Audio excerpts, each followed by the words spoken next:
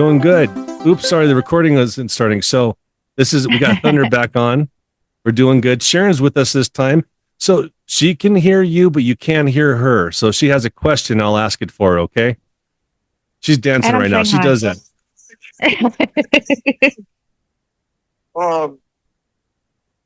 Yeah, so Should I'm gonna start off. yeah, go ahead. Huh? I was gonna say, I'm gonna start off by go ahead. You want to say what? well, remember you're asking when's Sharon gonna marry you?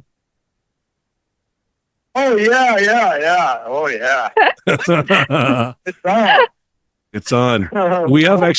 We have a fun idea about that we could talk about later. We have a fun idea for a show with the dating show for Sharon. I think it'd be pretty cool, man. Contestant number 1 is Thunder. I'm down. He likes walks on the beach.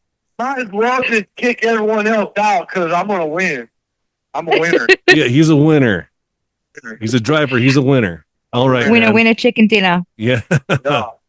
Perfect. Check this out. Yeah.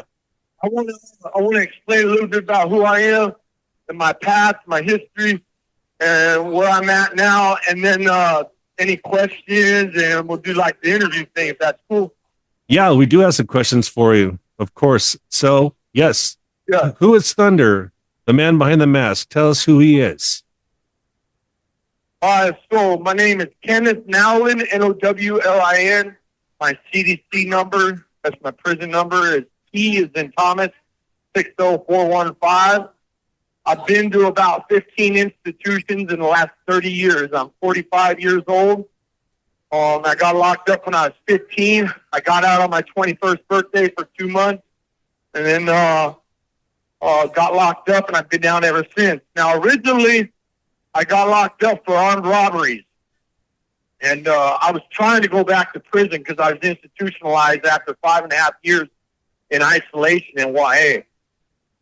So I pulled some armed robberies. They didn't catch me. Pulled more, didn't catch me. Next thing you know, I got over 300 armed robberies. Finally, the ATF kicked in my door, throw a grenade on my lap, a concussion grenade, and next thing you know, I'm in county jail. 2 days after being in the county jail in Las Vegas, I ran into a guy named Reggie Teagues, and I cut his throat because of a misunderstanding. And there's a YouTube channel called Stories Written by a Current Prisoner, and I have the story about that on there. It's something like this call and your telephone number will be monitored and recorded. It's like thunder when things go wrong or something like that, but it tells that story. So the guy's name was Reggie Teagues, cut his throat 3 times, had over 100 stitches and staples. So I got 10 years for that in Nevada. And they sent me to California to face my time here, get my time.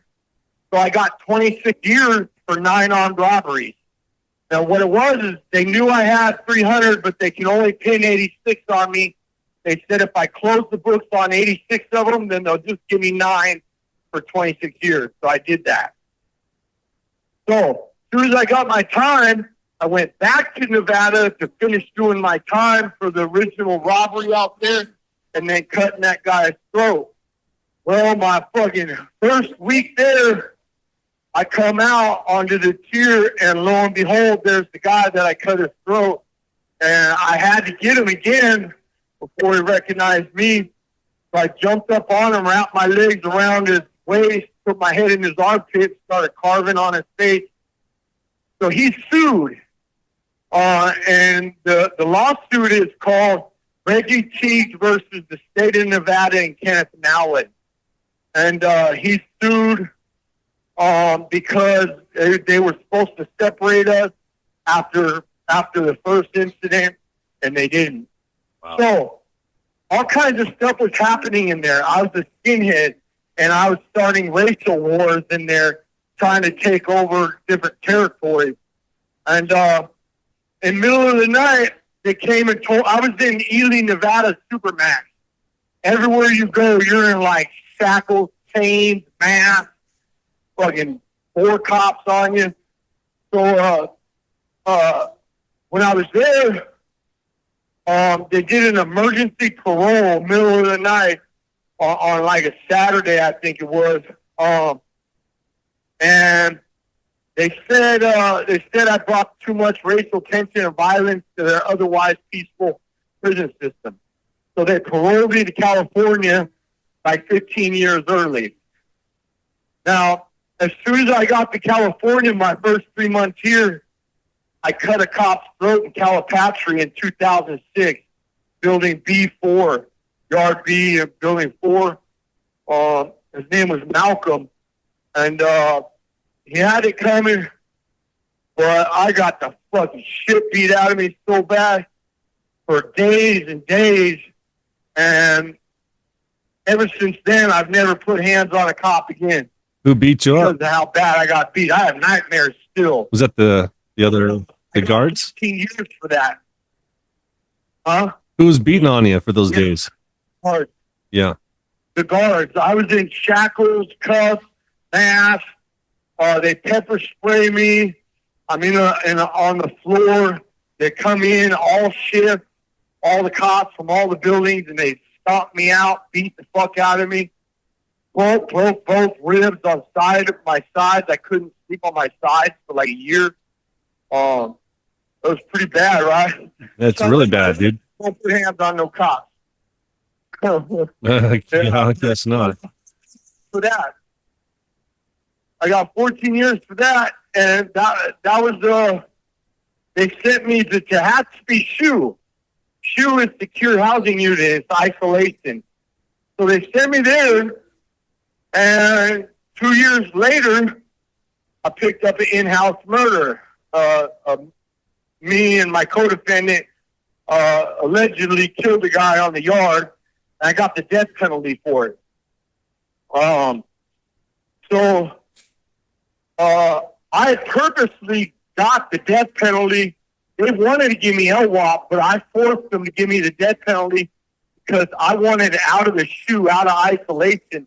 I'd done 18 years in isolation. I couldn't handle it no more. So, yeah, I kind of forced it. But so after that 14 years for the cop, and after murdering the inmate on the SHU in Tehachapi, on BR7 building, they gave me the death penalty, and I've been on death row for the last 12 years. I went there and I got contact visits. I had cell phones. The whole time I was there, 10, 12 years. I've never been without a cell phone till now. But I loved it there, man. Death row was awesome.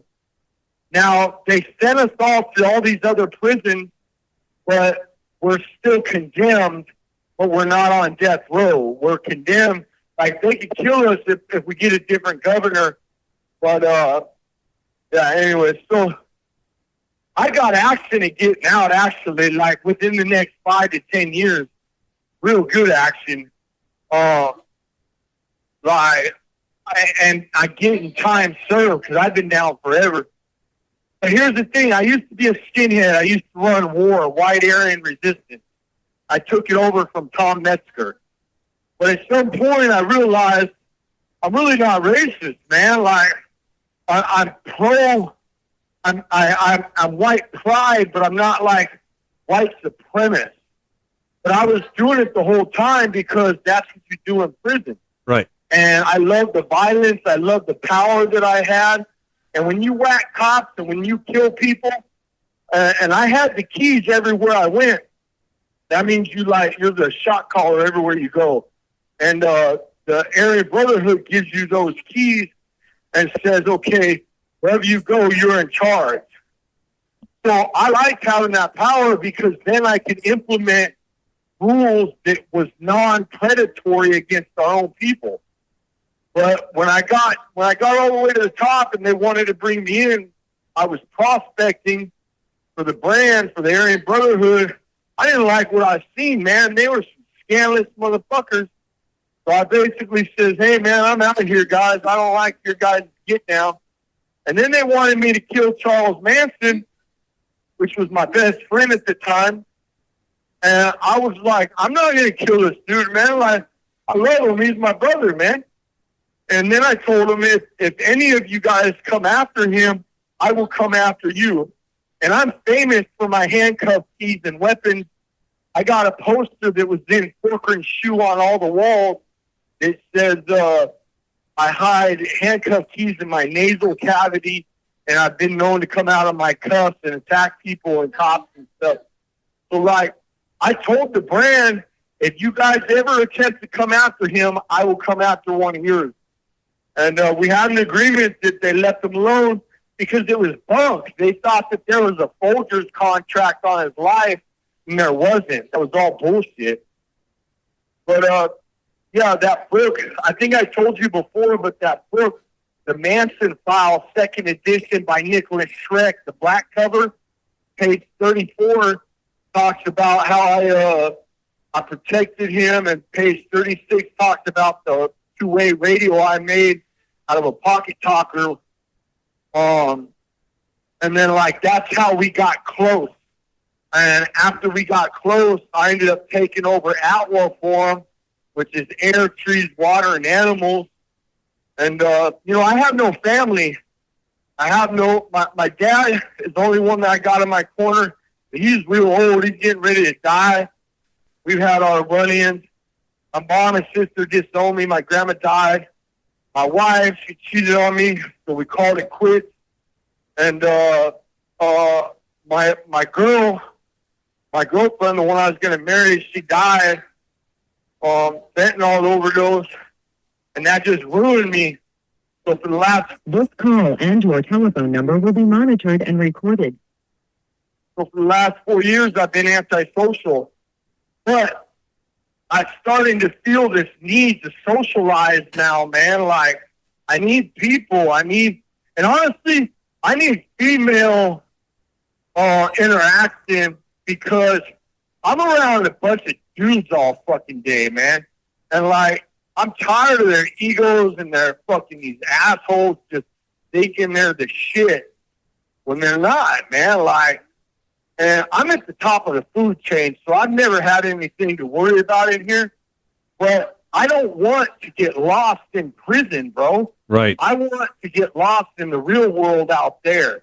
I want to interact with people out there, you know? And it's when healthy. I died 4 years ago, yeah, when my girl died 4 years ago, I quit talking to people. I quit socializing. It's only been this last year that I've came out of my shell and I'm ready to start talking, you know? That's good. So, like, if there's anybody out there, I love poetry. I love writing poetry. And I write books, short stories. I got a book that's getting published right now about me and Charles Manson. Publisher's checking it out right now. Even if that don't go through, I got other avenues. But I've got poetry books that are already done. I've got about 1,000 poems in here. Did I read you any of my poems? Yes, we have good stock on your poems. They're coming out in the first episode. Look forward to hearing them. Next time I call. Okay. You have 60 seconds remaining. Yeah, I'll pull out some other ones next time I call. Definitely. And like, I got some raps that I wrote when J. Cole came through here and challenged me. And you know, I got a lot of stuff that I write. I love writing. I write 20, 30-page letters. Like, when I have a girl or pen pals that I write to, that's all I'll do. I'll sit down all day long and write, man. Well, Thunder, I'm waiting for my first letter from you. You got my address. I'm waiting. I don't have your address. I sent it to you on GTL. I'll send it again. Oh, I haven't seen it on there. Maybe it was well. No. Anyways, yeah, I definitely I'm a letter writer. So is Sharon. We'll both write you. Yeah. Right, Sharon? Yeah. Dob me in. Yep. Call dropped. She'll call back. That's what a life this gentleman's has led. Insane. Oh my God. 300, what was it? 300 robberies? Yeah. Was it robberies? Yeah. Yeah. Wow. Armed robbery.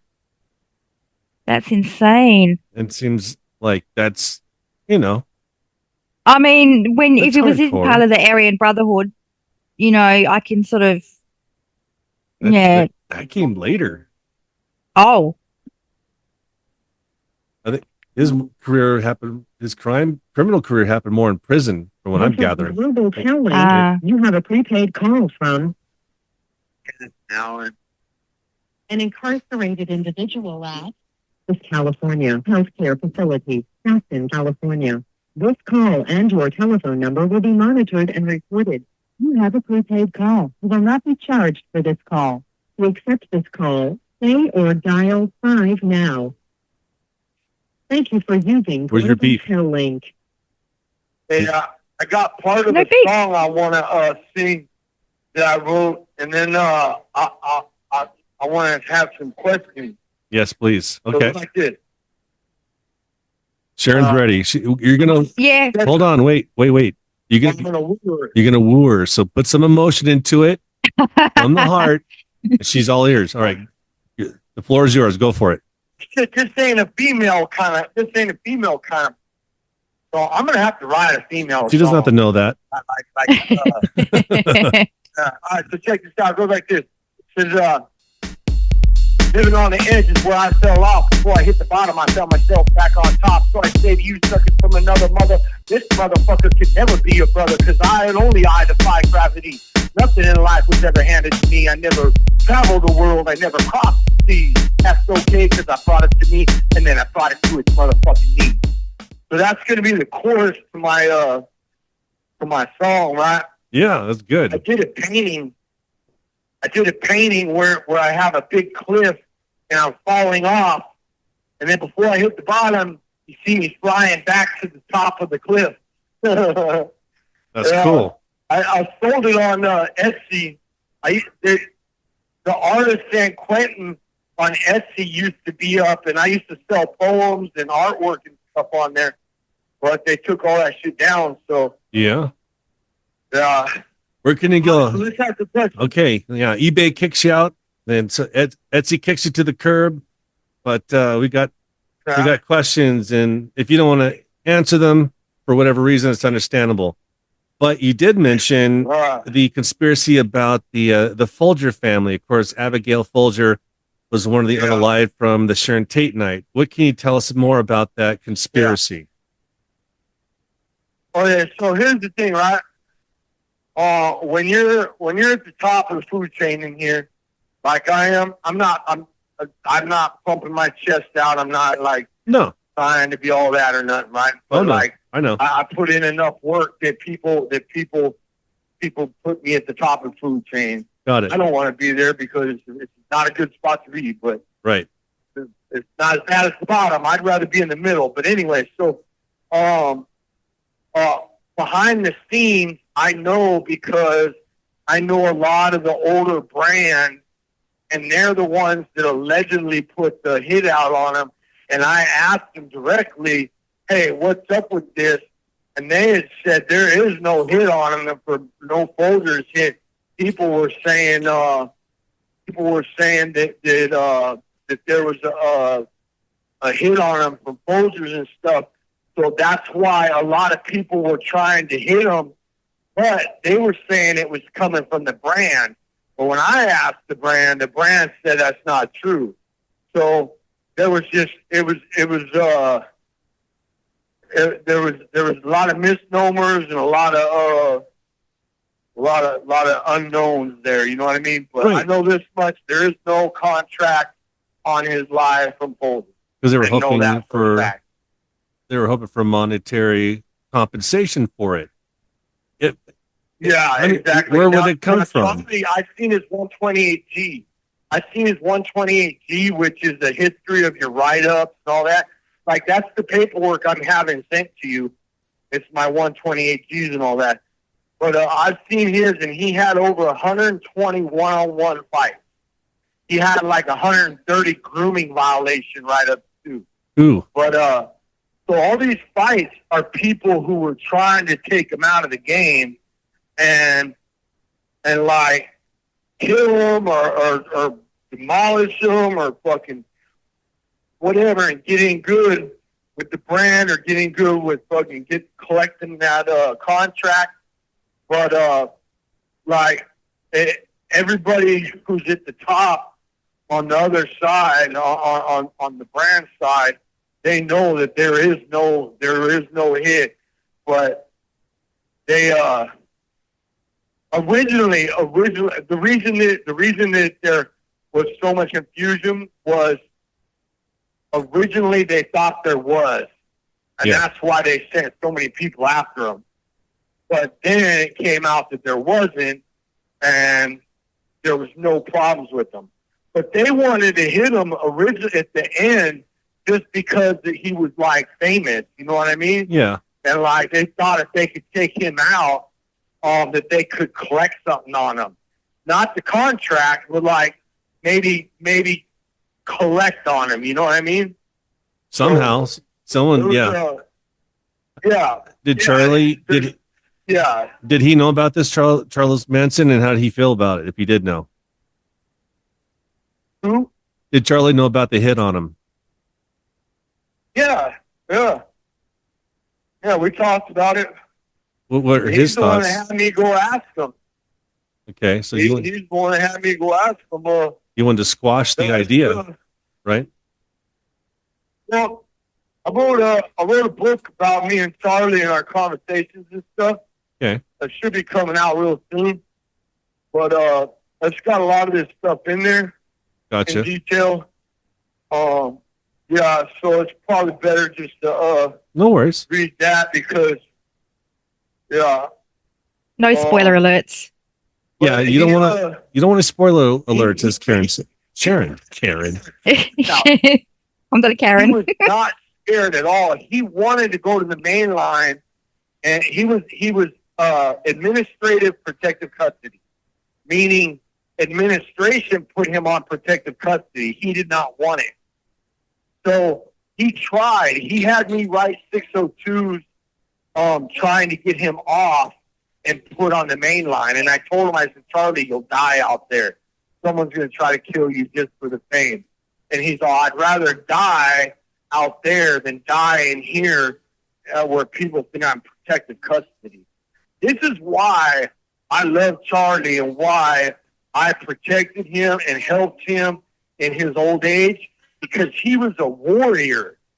He was a warrior all his life, and then he got old, and people fucking tried taking advantage of him, and I didn't like that shit. This call and your telephone number will be monitored and recorded.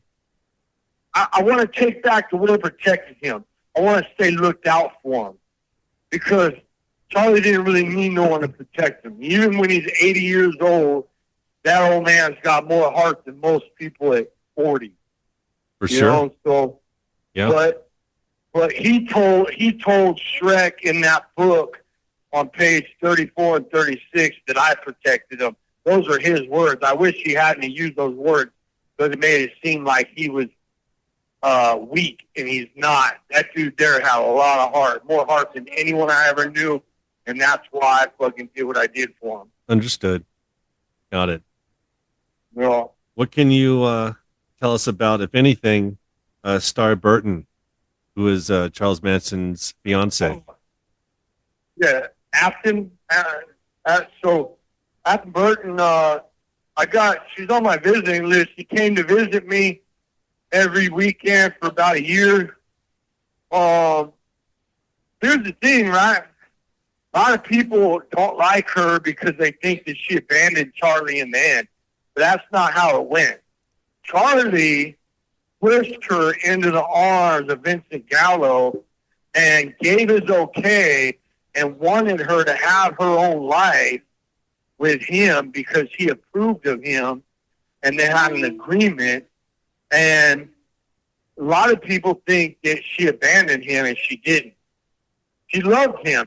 He didn't want her seeing him die and get old in her old age. You know what I mean? Yes. Like that was just he didn't want to see it, man. So he pushed her away. He tried pushing her into my arms. Like me and Star, we loved each other. Not like in love, but like we spent a lot of time together. I love her. She's a great person. She has a lot of love for me. But I was with my wife, who wasn't my wife yet, and he was trying to push me in the arms of her, saying he's dying. He needs to know she's taken care of, this and that. He was trying to give her away. I'm like, Charlie, I'm with someone right now, man. Like,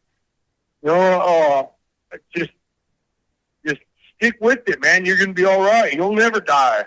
Right. Fucking, that kind of thing. But he pushed her into Vincent's arms, and that's what he wanted. That was his. And most people don't even know that because she doesn't go saying that. And he I don't know what he said, but like people hate her and they shouldn't. People think that she abandoned him, and that whole shit about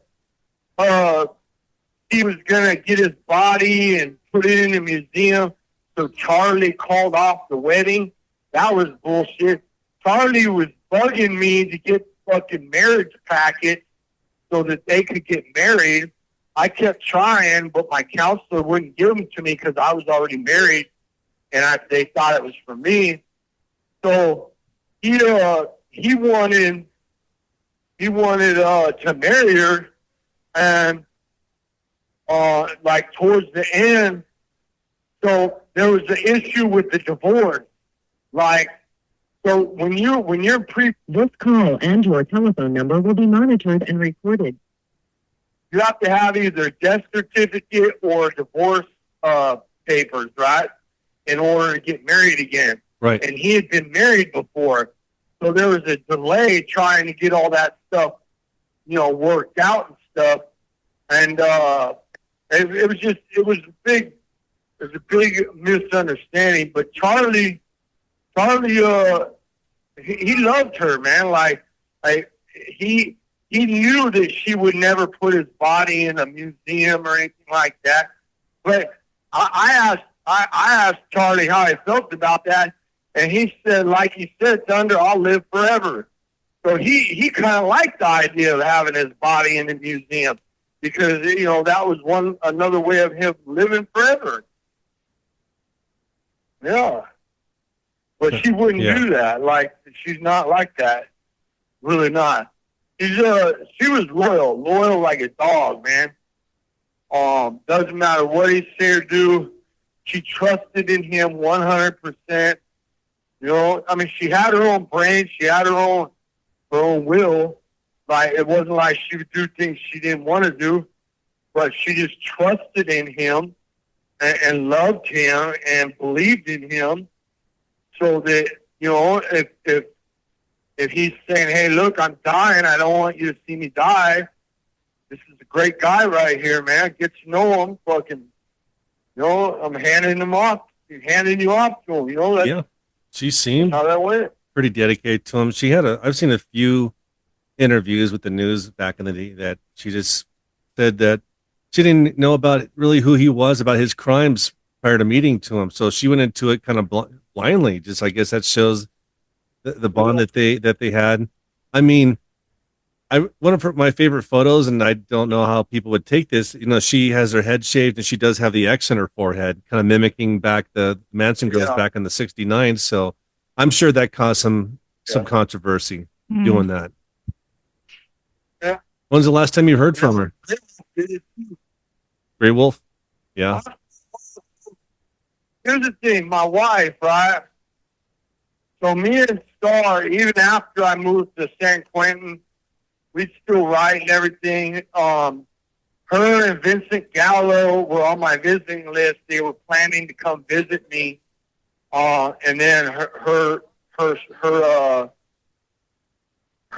trip up to San Francisco got canceled, so I didn't see her, right? Yeah. But what ended up happening was my wife was super fucking jealous, and it drove me insane, right? Because I'm so loyal. I'm loyal like a fucking dog, man. and I pushed all the women I knew away because You have 60 seconds remaining. I wanted her to feel comfortable and like feel like she's the only one, right? Yeah. Well, Star was one of the last ones I was talking to, and she was still jealous of Star. And I'm like, fuck, man. All right. So I talked to Star, and I said, hey, look. I said, I appreciate you being there for me these last few years. You know, I value our friendship. Got a lot of love for you. But my wife, she just can't handle this, you know? So, like, I'm not going to be calling her writing anymore or anything like that. Well, let's you know, because I want to give her the respect, and I want to give her, you know, what she has coming. She moved all the way from another state right next to me to visit me every weekend and marry me and shit, you know. So you have that coming. You got to honor that. And hopefully, he calls back. So, yeah. Vincent Gallo, and of course, I'll put some pictures of him. He's a director, actor, producer. I know him from, I think his most famous is called Buffalo 66, and he shot this with Christina Ricci. Oh, okay. Yep. It's actually, I really like it. It's a very good film. Yeah, I didn't know that they were an item.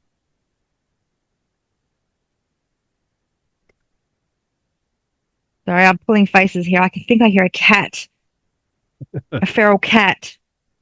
It doesn't sound great.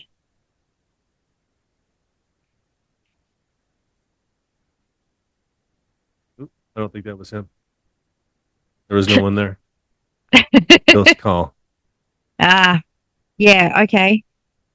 No, I've had male inmates stop writing to me because their girlfriends have been, don't write to that person, which is, I think, in a sense, a little silly, being I was all the way in another country. But Jealousy is jealousy. each to their own. Yeah. Because they could still flirt with you. They could say romantic, Yeah. sexual things. Yeah, that's true. This is Global Telling. You have a prepaid call from Kenneth Nowlin. an incarcerated individual at the California Healthcare Facility, Houston, California. This call and your telephone number will be monitored and recorded. You have a prepaid call. You will not be charged for this call. To accept this call, say or dial 5 now. Thank you for No using beep? Global You used to do the beep. Beep. Yeah. Oh, I was going to say when the call dropped. So just in case it Star's listening, I think it'd be great if she reached back out to you. Right? No? right? I mean, yeah, of course I would love to hear from her, right? Yeah. But the thing is like she's in a whole new life now, you know, and Okay. you know, she don't know me nothing. She don't know Charlie nothing. No. You know, Not about but, yeah, I mean, or shit, anything, if just she, friends. yeah. I mean, I've got ways of getting a hold of her. I just she's in a new life. You know what I mean? You would respect and that. She's not really Yeah. She that part behind her. She's in a whole new phase of her life. So I'm just kind of like I stay away because plus what I did was kind of fucked up. You know, like she was there for me. I hadn't had visits in like 20 years. And she was visiting me every weekend, you know, and then writing letters, all that stuff. And then I went and told her, you know, what I said, and said I pushed her away from my wife, who in the end cheated on me. And that's probably why. That's the shitty stick end of it right there. Yeah. I mean, and that's probably why she was so like, Insecure. oh my God, you're gonna cheat on me. Oh my God, I'm so jealous. Projecting. This and that, like, because she was doing it, you know. Sharon saying that that's why she was insecure and rejecting, and Stark probably Projecting. sensed it. What's that? Projecting. Projecting. Oh, project. Yeah, projecting Sorry. her insecurities. Yeah, Protecting projecting the insecurities. Projecting, yeah. projecting. But there's also that Yeah. when we know that when someone's in a relationship, especially if they're getting married, then I have a feeling that she probably understood it. It might have, I'm sure it hurt not to have contact Yeah. with you, especially as she felt that it wasn't going to be a good marriage for you. So here's the thing, right? My wife was like googly eyes, right? We were totally in love. She was like super dedicated, moved from Texas all the way next to me, went into a shelter just to be able to work her way into an apartment and a car and visit me every weekend, 5 hours Saturday, 5 hours Sunday. Okay. Every weekend, Dedication. like for years and years, like 5 years, 4 years. And but here's the thing. She was never really a drug user. She's like a real good girl, right? And I've been using drugs since I was 9 years old. And I get sober here and there. Like right now, I've got 10 months sober, right? It's good. But I don't, like, at the time, San Quentin on death row had a shit ton of drugs. So I was staying high on meth 24/7 because I have ADHD, and all I would do is sit there and write letters when I do it, right? Like I'm able to focus. I'm able to sleep and eat on it. And I would smoke a lot of weed. I mean, a shit ton of weed to counter the effects of the meth that I don't want. And so I'm going to visiting, on drugs, and she can't tell that I'm on drugs. Like when I'm not on drugs, she thought I was on drugs. When I was on drugs, she thought I wasn't on drugs. So the point is like she didn't understand why I use drugs or why I would want to be high and stuff like that, Like it's hard in here, man. It is fucking hard in here. Can't imagine. Even when you have the best of everything, right? Like, Yeah. it's still fucking hard on a mind. And I don't like sitting in here not doing nothing. Like, I'm not motivated to do fucking nothing, right? So, if I do a little bit of meth, next thing you know, I wrote 10 chapters in a book, 12 poems, 4 letters. Fucking, that's all I do on it, right? Now, if they gave me Adderall or Ritalin and treated my ADHD, I wouldn't need none of that shit. Yes. You know what I mean? Yeah. So, like, I was self-medicating because they're not medicating me because those meds have been taken out of the prison system because they've been abused. The weed, I went 18 years in the shoe. You're not around people, man. You're in true isolation. I had to stay high stone in order to come around people like on yard and all that kind of stuff without hurting anybody. And that was my whole goal, not to hurt nobody. So like, she didn't really understand the drug use, and I lost my visits for a year. So she kind of felt like I chose drugs and a dirty drug test over her. And so she went into the arms of a physical person. Okay. It happens. I understand that. So yeah, it wasn't easy. Like you said, she did her best. It's hard, right? To understand what you're going through. Mm-hmm. Great memories. Like I really do. I don't blame her at all. I wish we had said it and said, let's have an open relationship. If you ever find someone out there you want to be with physically, be with them. Just make sure I'm number one. This call and your telephone number will be monitored and recorded. Make sure you answer my calls. Make sure you fucking visit. Make sure I'm always number one. And like, have somebody physical out there if you have to, you know, or if you find someone. That's what we should have done. But we didn't, you know, because it's hard on women out there to be in a relationship with men in prison and be loyal and true and faithful, you know? But like, I mean, I'm real intimate. When I write, I'm deep. My thoughts are deep. I talk about a lot of stuff. Like, so women, when they read letters from inmates, or at least mine, they feel more intimacy than, let's say, a one-night stand, right? Right. And that's real shit, because you're touching on things from the heart and from the soul, and you're exploring things together, thoughts together that bring on other thoughts, and you grow with each other. So, like, it could be a beautiful thing.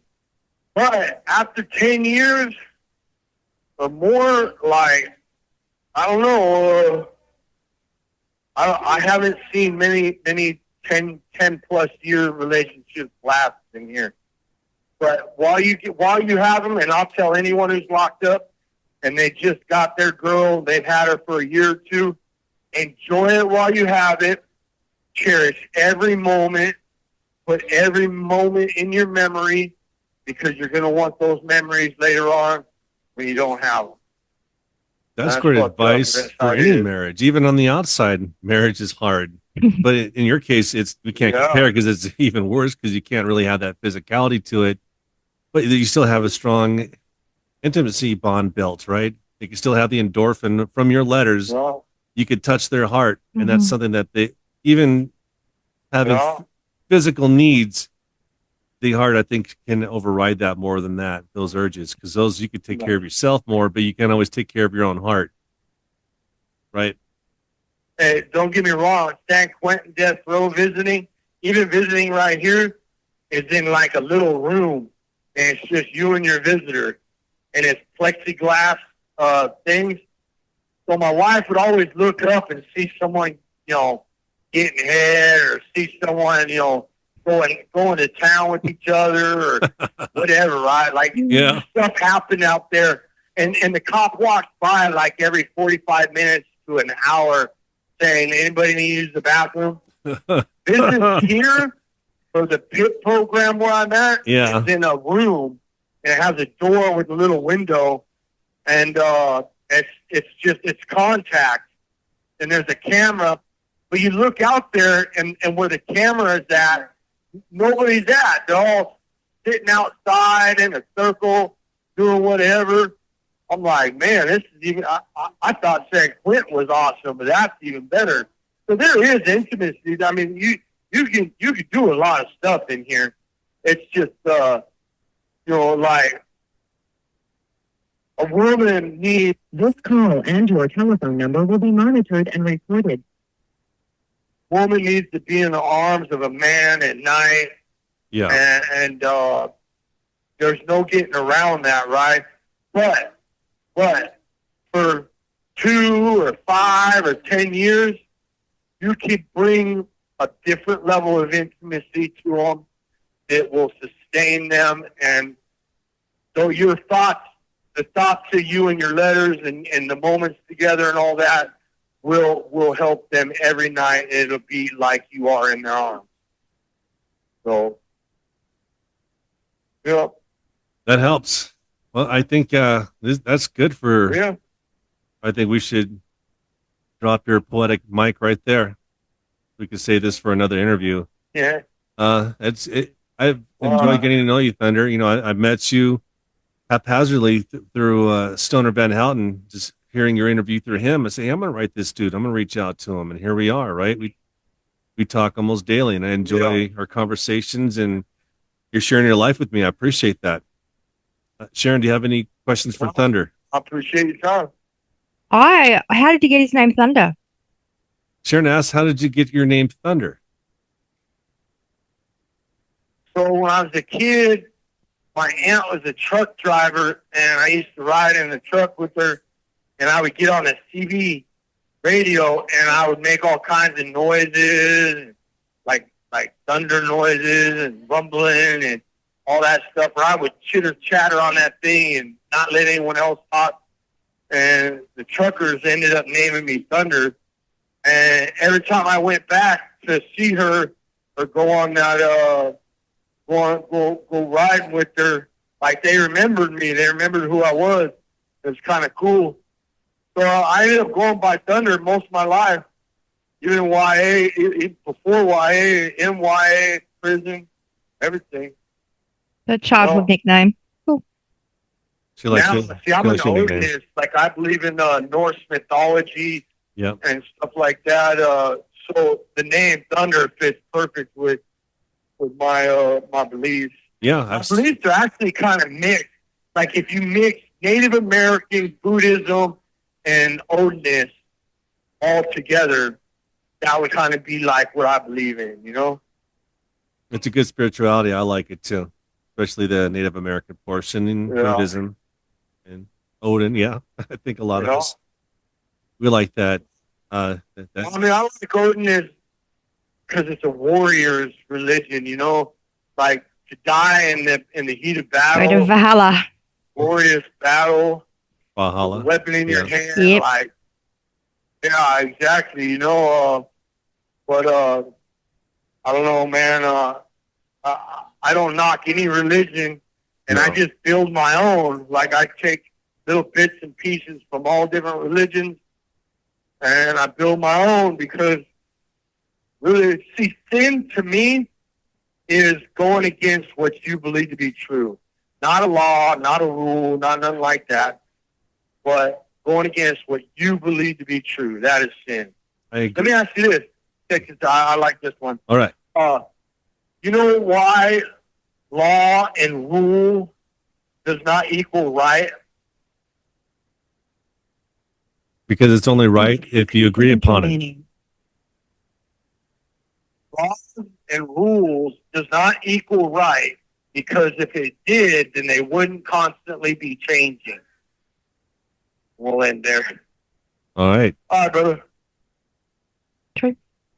I appreciate your time. Thank you, Sharon. Thank you. Talk again. She says thanks. Thanks you. She thanks you. Thanks again. Thank you. It's because it's yeah. We'll talk again, man. I appreciate y'all out there. Right now I'm in Stockton, CHCF. And anyone want to ride, go ahead, P.O. Box 213040, Stockton, California. Write me. I'll write back. Perfect. I'm at the Good guy. go back You and look a little scary. Did you put my picture up? your picture's always up. Yeah, it's been up. Yeah. We're gonna put more pictures out there. You're right behind me. Boop. There he goes. All right, yeah. So that's interview number 2, but actually I think I'm gonna put this out. This is gonna be interview number 1 because he did an introduction. His first one, he just got right into the poetry, and I think Yep. that Okay. being number 2. What do Yep. you think? Ouch. Yeah. Not Insane. ouch. You hurt yourself? Yeah. Yeah. No, my dog's got sharp nails. She chews her own nails. She won't let me cut them. So she chews them down to yeah. these tiny little pointy things, and then stabs me with them. Doggy Kruger over there. Yeah. Exactly. Yes. That's cool. Got her own. Yeah. Talons. Wee. All right. Don't growl.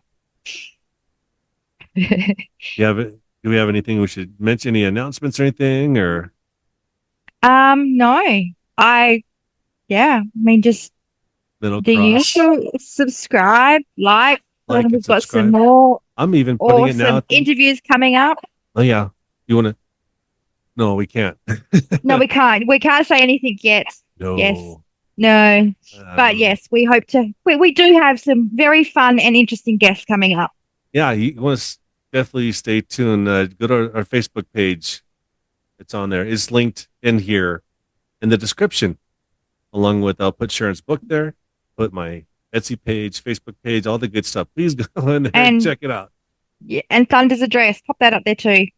Yeah, I need to rewind and get it because I haven't looked it up yet. I want to write them. I want these 30-page letters. You might. Oh, I know, right? Who does like the tea. Yes. Up your game, Neil. You're gonna Up have to your beat game. 30. But don't forget Metal Cross, September 4th. It's going to be there. It's audio, so there's going to be I don't know who is going to be on there yet. A What we're gonna do? surprise. It's be a surprise. It's a surprise. Yeah. And we're getting fucking fancy. At the end of this, you're going to see the subscribe button to click on. There's going to be a past video to look at. Look at this fucking using technology and looking all cool and shit. And I was supposed to plug a YouTuber from last time. I forget who they are, but maybe next time. Oh yes. I remember that too. But Yes. yes, we will get you. Yeah, we'll get her. She's cool. She does a lot of Menendez brothers. Yes. Menendez. I got to practice that. Menendez.